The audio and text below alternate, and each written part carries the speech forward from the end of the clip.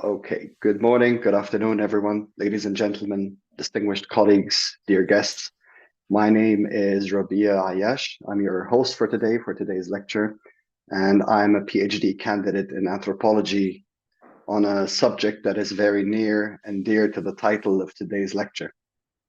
As an international civil servant in the United Nations system myself, and at a time when the world needs it the most, it is a distinct honor for me to introduce to you a rare voice of integrity, uh, someone who I've been following carefully for some time now. Our lecturer today is Professor Jeffrey Sachs. Professor Sachs is a distinguished economist and leading expert in the field of sustainable development. He is the director of the Center for Sustainable Development at Columbia University and has played a pivotal role in shaping the discourse around poverty alleviation, environmental sustainability, and social justice.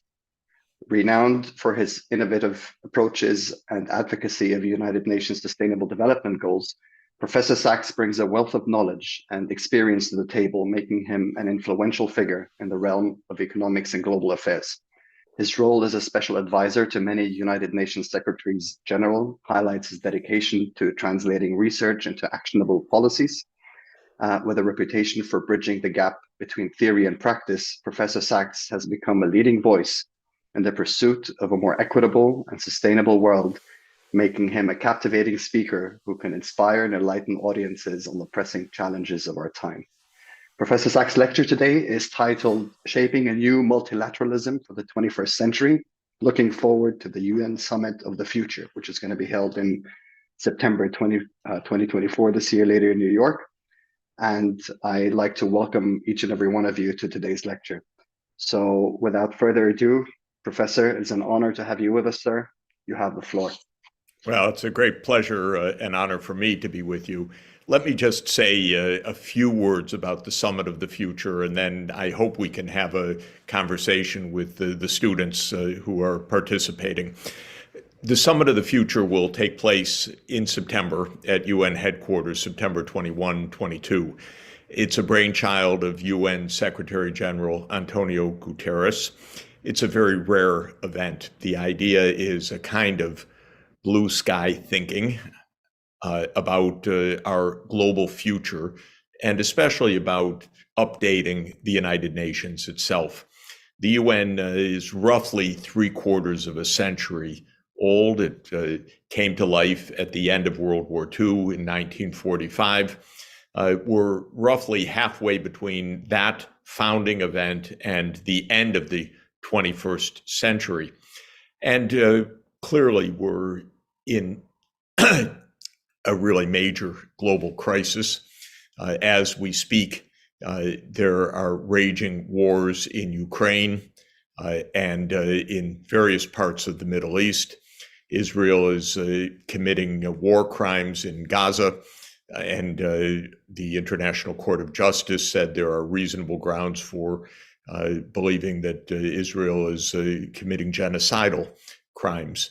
The United States is attacking bases of the Houthis in Yemen and other groups in Iraq and in Syria. There's a lot of fighting. There's also great tensions between the United States and China, and no speaking terms between the United States and Russia, the two largest nuclear superpowers. Just to add to the grim scenario, 2023 was the hottest year in Earth's modern history, perhaps the hottest single year in the last 10,000 years. We can't be sure, but it could well have been. And this year is going to be even hotter, and this is due to the long-term anthropogenic, that is human-caused climate change. The SDG agenda, which I work on by the day, by the hour, is not making anything like the progress it could be making and should be making, because the politicians are so much more interested in war than they are in peace. They're so much more interested in conflict than they are in cooperation. I think in general, the American political class is absolutely incompetent and deeply ignorant of world affairs. I'm afraid that's true of other places in the world as well, but I'll speak about my own government. So the situation is not at all good. Yet, paradoxically, we have more powerful technologies, more powerful tools, more powerful ways to solve problems than ever before. The world is interconnected digitally. More people are online with access to information than ever before. Of course, also with access to fake news, to rumors, and so forth, but potentially with real problem solving. The costs of zero carbon energy systems have plummeted. This is wonderful. We could really move to a green economy if we choose to do so. So this is our state of affairs. Plenty of positive potential, good goals that the whole world has adopted, and instead of fulfilling the objectives we've set, we are in basically expanding war. I blame a lot of this on the United States, I have to say, because it has been the dominant country in world affairs for a long time. And the arrogance and ignorance of the American political class is really stunning to me. The US intervenes and interferes all over the world. I wrote something a couple of days ago about how the US played a pretty important role in toppling Imran Khan, the democratically elected and popular leader of Pakistan, from power. The US basically told the Pakistani military, get rid of him. And that's a very typical kind of move of the United States. And this is a big, big problem that we face. So lots of problems, lots of opportunities for solution, and a rare opportunity to think big in September. Back over to you, Robbie. Wow, thank you very much, Professor. That was an excellent introduction, and I'm sure there's going to be a lot of questions coming out of towards the multilateralism, the new multilateralism. As the questions are coming in, if I may, I have a question for you, sir. Do we need to rewrite? Does somebody need to rewrite Immanuel Kant's Perpetual Peace essay?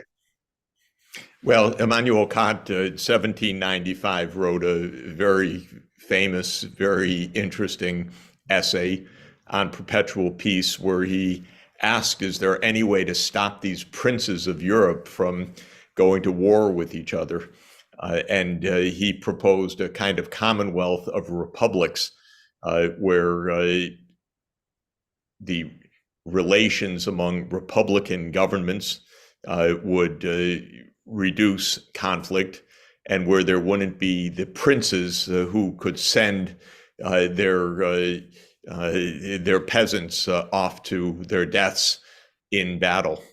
And it was one of the first essays in thinking about international statecraft, actually, not only as an ethical imperative, but as a practical system. There wasn't really rules of the road of how states should behave. And in fact, it was only in the 20th century that we even attempted a global institution. Now, the first one was the League of Nations. It wasn't quite global. It was the European imperial powers, basically. But at least they were supposed to cooperate, not to fight wars.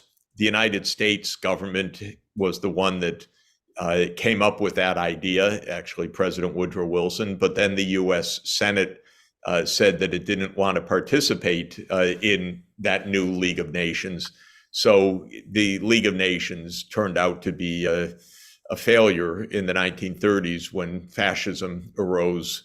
The League of Nations did not act. And when European imperialism in Africa, especially Italy's invasion of Ethiopia, took place, the League of Nations did not react. So the League of Nations failed. World War II came. After World War II came the second attempt, the United Nations, and that's the topic of our discussion today. The United Nations has made many accomplishments, many treaties, global agreements on climate change, on protecting biodiversity, on nuclear nonproliferation, on the Sustainable Development Goals. But all of these are fragile. They depend on implementation by national governments. And as I've already said, our national governments are often very poorly led and very militarized. Immanuel Kant thought that if it was Republican rather than monarchical or princely government, war would be reduced. But the United States has supposedly a democracy, but it's almost at nonstop war. One of the reasons is that the US government actions are largely secret. Biden asks nothing of the American people. The American government lies nonstop to the American people. The main media just repeat the lies of the US government. It's not a pretty picture at all. And the US is at war all over the place. Well, not surprisingly, it's a big war machine. More than $1 trillion a year. So many people are paid for the war business. So many large industries are in the war business. So many universities are funded by the war business. So many think tanks are funded by the war business. So many congressmen and senators get their campaign contributions from the war business. And so when you think about it, and I asked myself for decades, why does the United States fight all these awful wars? Vietnam, Cambodia, Laos, Nicaragua, Afghanistan, Syria, Libya, Iraq, Ukraine, now funding Israel for its genocidal attacks. And none of it works to provide security. What's going on? Well, partly it's just business. It's big, big business. I just saw that Raytheon got a huge contract, tens of billions of dollars more. I think I read it quickly this morning related to the Middle East. It's just nonstop. So if war is your business and it's very profitable, there's going to be a lot of wars. And these wars are devastating and extremely dangerous. So Immanuel Kant had a good idea. It turned out even so-called democratic government is not the means to stop the wars. I often think, by the way, the two most militaristic countries in the world, in my view, in the last 2 centuries were Britain and the United States, each democratic at home, but incredibly imperialistic and militaristic abroad. So Kant wasn't exactly right about the link of the form of government and whether there would be war or not. Thank you, Professor. So, in short, it needs to be rewritten, I suppose. Yes. Just along the lines, because of the points, the interesting points you made. I have a few questions coming in, but I'll ask one more in this regard. Because we're talking about a new multilateralism for the 21st century, and we're looking ahead for the UN as it is for the future, do you think it is a prerequisite to have absolute balance of power before a new UN international framework can be created? We have a new kind of balance of power. In fact, the United States is no longer the hegemonic country. China is very powerful. Russia is very powerful. What the war in Ukraine is showing is the United States doesn't simply get its way, because the war in Ukraine was a war that came about because the US said it would put NATO into Ukraine. Russia said no. The US said yes. Russia said no. The US said we're doing it anyway, and Russia attacked. So it's a war over NATO enlargement. And the US is not going to win this war. NATO will not enlarge to Ukraine. So we're already in a dangerous balance of power. One of the problems is the United States leaders still think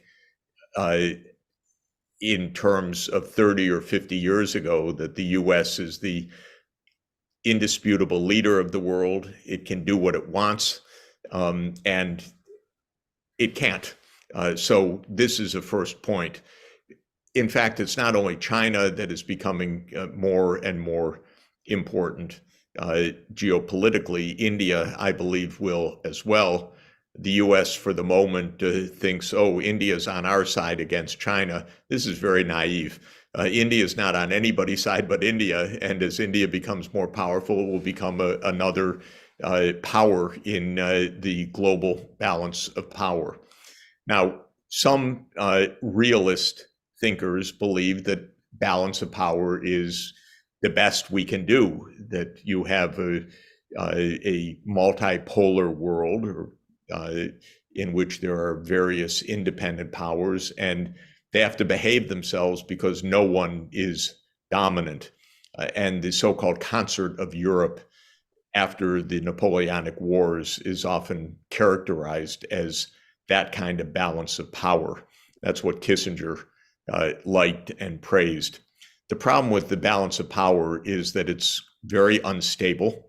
As power relations change, not only does the power balance change, but the imbalances can lead to conflicts, especially when countries think, I have to attack now because otherwise I'll be in a worse position in the future.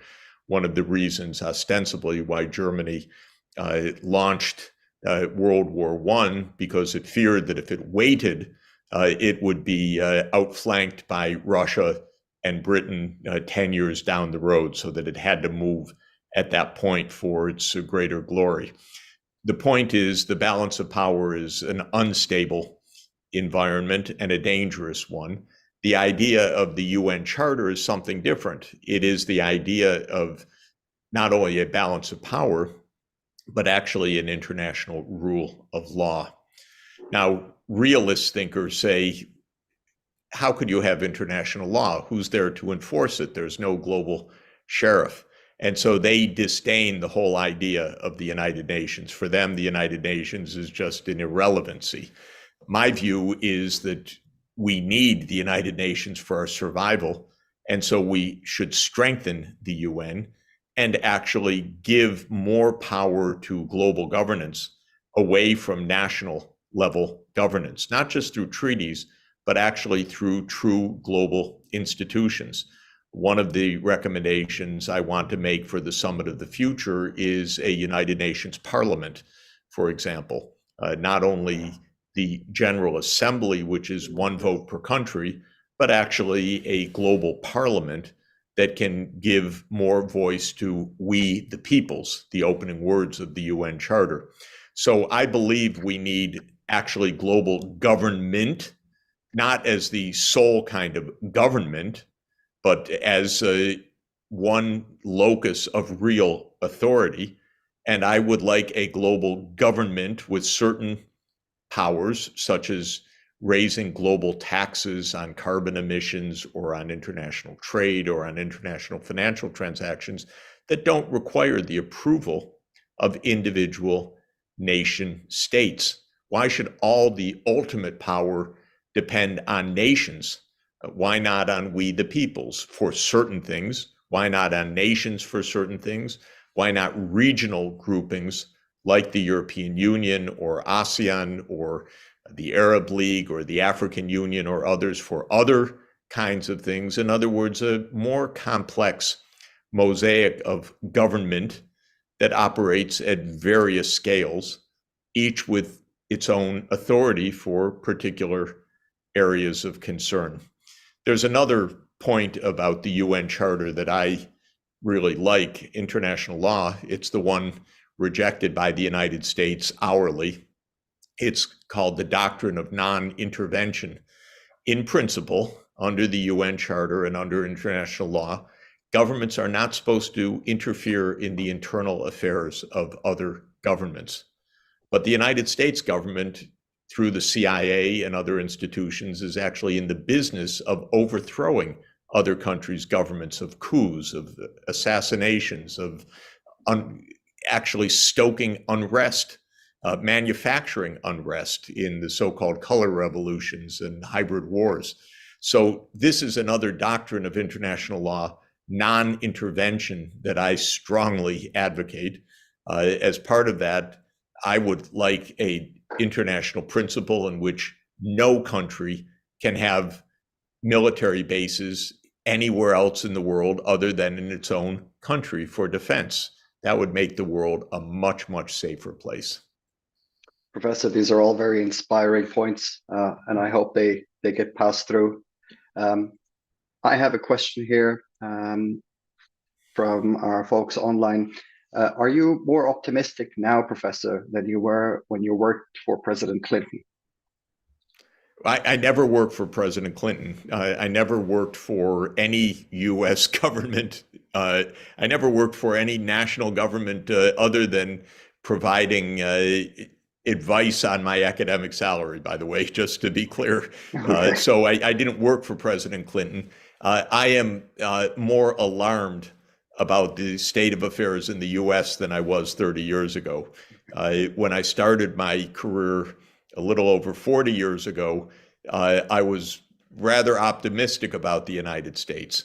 Over time, I became more and more pessimistic. Now I'd say I'm somewhat alarmed because I think the U.S., though still very important, has not been a constructive force in the world for quite a while. Yeah, no, I apologize. I thought I had read your CV with more detail than that. No. But the next question is from Brandon Heaton. Can you make explicit our failures in the context of Kant's vision, i.e., what the princes sent all these Ukrainians to their deaths? Yes. Look, the problem for me, seeing a lot of things up close, is how much lying there is about the real causes of war. And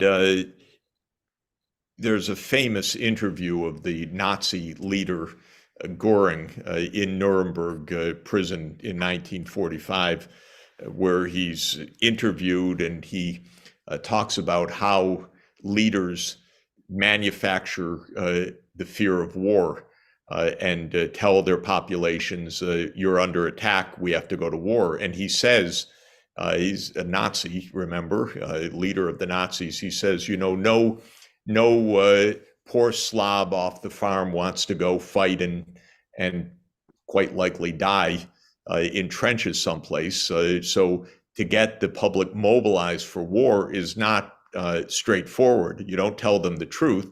You have to stoke their fear. And then the interviewer, who's a psychologist, says to him, but it's different in democracy. In democracy, people have their voice and they can stop this, unlike the Nazi dictatorship. And Goring replies scornfully, no, it's the same anywhere. All you have to do is say you're under attack, and this is enough to create the fear to send your country into war. Very cynical by a very evil person who committed great crimes, and very accurate about how governments behave. The United States goes to war on the basis of lies. Of course, Vietnam was a war that was legalized, quote unquote, by the US Congress in something called the Gulf of Tonkin Resolution, which was a resolution authorizing the president to use the military based on a falsehood, on a false attack that didn't occur. It was a propaganda maneuver. The war against Iraq in 2003 was a war to take away weapons of mass destruction from Saddam Hussein, who didn't have weapons of mass destruction. The war in Syria was a secret order by President Obama given to the CIA to overthrow Bashar al-Assad. Never explained one day, one moment to the American people what was being done in their name. The war in Libya, which killed Muammar Gaddafi and led to the next dozen years of chaos, was a NATO bombing raid based on a falsehood that Gaddafi was about to attack the civilian population of Benghazi. This was a direct lie. The war in Ukraine is a war that started with the US complicity in the violent overthrow of the Ukrainian president Viktor Yanukovych in February 2014. Why did the US want to overthrow him? Because Yanukovych was in favor of neutrality, not NATO enlargement. And the project of the US government was to expand NATO. This was never explained. Even Victoria Nuland, who was our Undersecretary of State at the time, was our Assistant Secretary of State, and she was the main point person in this coup. And at one point, her conversation with the US ambassador to Ukraine, Jeffrey Piat, was intercepted by the Russian intelligence services, and they posted the phone call online. So we got to hear what our government was doing, and our government was conspiring in the overthrow of the Yanukovych government. And the United States never explained it and never responded to it because they're liars. That's their business. The US blew up the Nord Stream pipeline, but it lied about it afterwards. It goes on and on and on. This is why we have wars. If people knew the truth, we would have compromise, we would have negotiations, we would stop the belligerency, we would stop the madmen in power, but we don't hear the truth. And then comes the question, well, what is this game about? Partly, as I said, it's about money. War is a very big business. A lot of people make a lot of money from war. So that's one part. Second, the people that want the wars, Biden, look, an 81-year-old octogenarian who's not fighting, for him to send people off to war, no problem. And to send Ukrainians off to war, even easier. Zelensky, he's not fighting the war, but he's killing tens of thousands or hundreds of thousands of his countrymen, 23,000 dead and wounded in the last month alone. Complete irresponsibility. And so you say, well, how about accountability? Well, Ukraine has martial law. Doesn't have democracy, it has martial law. So this is, I think it does in a way go back to Kant's observation. Wars come from complete irresponsibility at the top. And we have not had the political institutional wherewithal to limit these people at the top. Thank you, Professor. Thanks a lot. I think we might have a time for one more question, perhaps another short one after that as well. I don't have a name here, but I'm going to read it out. Americans are generally unaware of the successful implementation of alternatives like direct democracy, such as you referred to earlier, Professor. And you have suggested direct democracy at an international level. Is there any way you could suggest examples so that people could familiarize themselves with it? Well, first, on the international level, there are many groups that are calling for a United Nations Parliament. So if you get online and look up UN Parliamentary Assembly, you'll see various advocacy movements for that. And this is something I think we should be pressing this year. There are all sorts of interesting experiments in democracy. After all, we could now get online. We could vote on issues in ways that was not possible when the US Constitution was written in 1787, and it took weeks for representatives to get to Philadelphia for the convention or to go to Washington. So the idea was representative government was necessary because you could not stand as in Athens on the Agora and have a group meeting of the members of the polis of the political society. But now we can. We could all get online. We could all vote. We could even have Zoom meetings of thousands of people to deliberate on issues. And we should do these things. But we have barely started to experiment with this. There's another kind of experiment that's been used successfully in many places called sortition. Sortition is you pull names out of a hat as representatives, and the claim is you get as good representation as we do from our corrupt congressmen and senators. I think it's probably a correct observation. But in sortition, there have been national assemblies where people are selected randomly, and then they participate on deliberation over several weeks or months on a critical national issue, and they make recommendations to the general public, which can then be voted on by a referendum. And one country that has used this successfully is Ireland, which has passed some otherwise controversial measures by showing that the public really stands behind those measures. So I think experiments using our new digital connectivity, our global connectivity, make a lot of sense. For this UN Parliament, which I support, I think it should meet once a year in the UN General Assembly chamber, which has 1,800 seats. So I'm recommending a UN Parliament of 1,600 seats to give a little space to them. But it could meet regularly online.